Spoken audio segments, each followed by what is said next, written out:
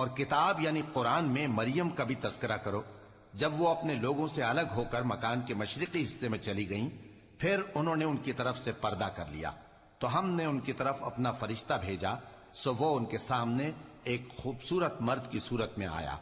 مریم بولی کہ اگر تم پرہیزگار ہو تو میں تم سے بچنے کے لیے رحمان کی پناہ لیتی ہوں۔ فرشتے نے کہا کہ میں تو تمہارے پروردگار کا بھیجا ہوا یعنی فرشتہ ہوں، اور اس لیے آیا ہوں کہ تمہیں پاکیزہ لڑکا بخشوں۔